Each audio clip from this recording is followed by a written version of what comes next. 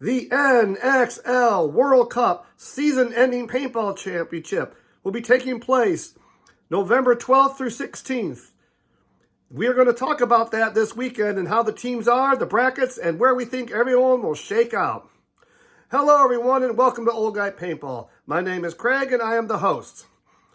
I know I've been away for a while, but I'm back now. And I hope everybody bears with me a little bit. I have a little bit of a head cold going on, so I may sound a little nasally in this one, but we're going to get through it. The NXL World Cup is a special season-ending double points event. Has huge impacts on how teams could play out for who wins the overall season point total, and of course, who will get relegated back down to semi-pro.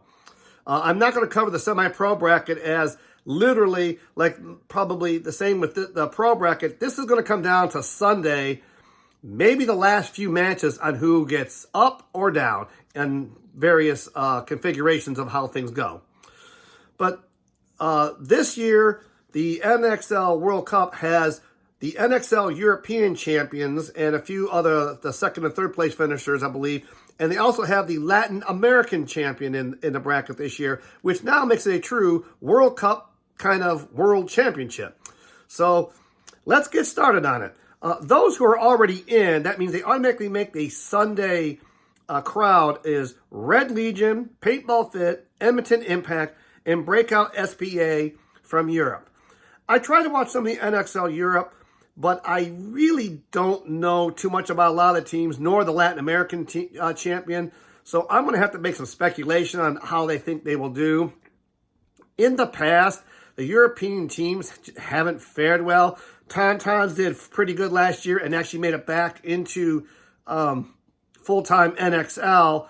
But in the past, they have struggled against the American competition. But nonetheless, these teams are guaranteed Sunday seeding, and they're going to play each other in a round-robin for that seeding on how it will come out on Sunday. Group A is San Antonio X Factor, Baltimore Arsenal, LA Ironmen, San Diego Aftermath, and the Lucky 15s from NXL Europe. I like San Antonio X Factor in this bracket. I think they should have no problem getting through 3-1. Baltimore Arsenal is definitely the second tier team, I think. You can't rule out the Ironmen. Maybe they put it together and do pretty well. I don't see too much coming out of Aftermath. And the Lucky 15s, kind of being an unknown, I don't see them doing much more than maybe going 2-2. But, so right now, that's how I see it. Not a super hard bracket, but definitely some interesting games can be going on there. Group B, San Diego Dynasty, Tampa Bay Damage, Chicago Aftershock, Royal City Sea Dogs, and Joy Division from NXL Europe. This one isn't much of a bracket, honestly. San Diego Dynasty and Tampa Bay Damage should breeze through this one pretty easily. A toss-up of who could be, come out the tops. But I don't see much out of Chicago Aftershock. And the Sea Dogs, they should be okay unless they have an absolute disaster of not getting relegated. But they are still fighting to make sure that they're, in that 15th spot or better to at least say, hey, we survived the year. And the Lucky 15s, they've been in the past, and they kind of haven't done too well. It's just like Joy Division, from previously.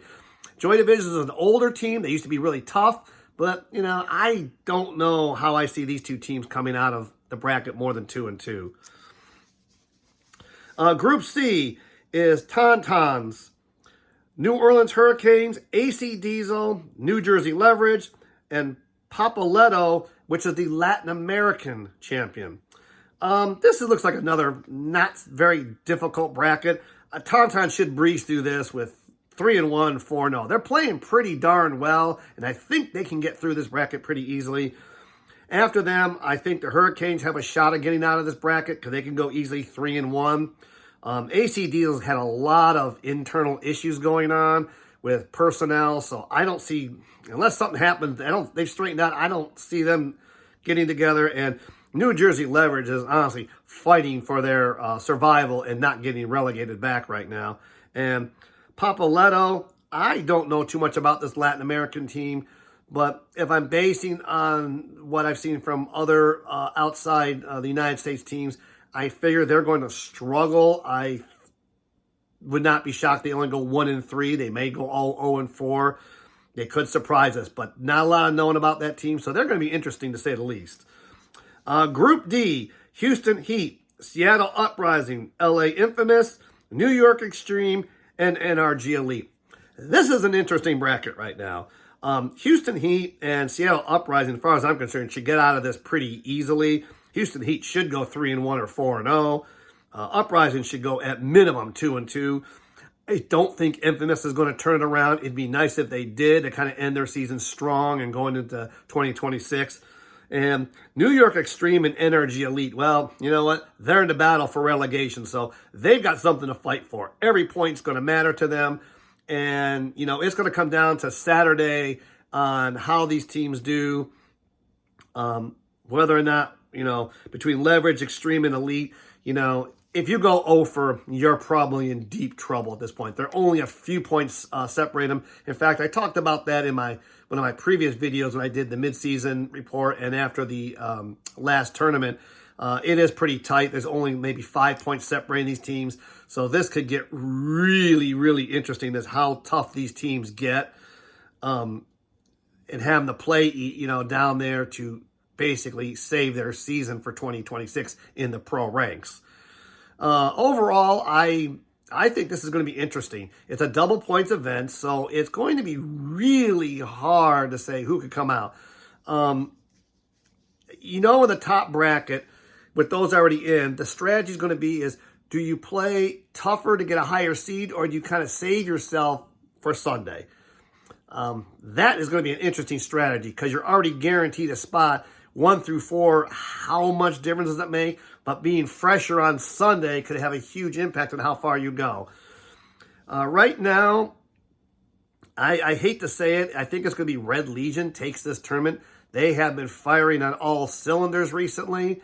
PB Fit has kind of fell down a notch, I would say, but they've got the fire in them to, you know, come back. They were the first team as a rookie team or a promoted team to win World Cup last year, and I think they'd love to make it back-to-back. So they've got something to fight for, and overall, never count out the Dragon. Dynasty, you know, they're big game hunters, and when World Cup's on the line, they always seem to show up. Same with X Factor. They have a tendency to show up on World Cup. So my sleeper teams really is going to be two of them because it's a double points event, is X Factor and Dynasty to make a deep run in this tournament. Now with that, I know they just released the layout. I don't know how well it's going to play out. Teams are only going to get 1 weekend to practice with this. So it'll be interesting to see how things go. I'm interested to know, what do you think? Who do you think is going to win the NXL World Cup? Who's going to win the season championship? And who do you think is a sleeper team that might make a run that might shock everybody? Put those down in the comments below. And once again, I want to thank everybody for all their support, their likes, and subscribing to this channel. And thank you for all your, support in my absence, taking care of my family in a time of need. And I'm hoping to be back with more content coming up here now in the future. But I look forward to watching this event, and we'll talk about the results afterwards and how things shake out. And with that, I look forward to seeing all of you on the paintball field soon.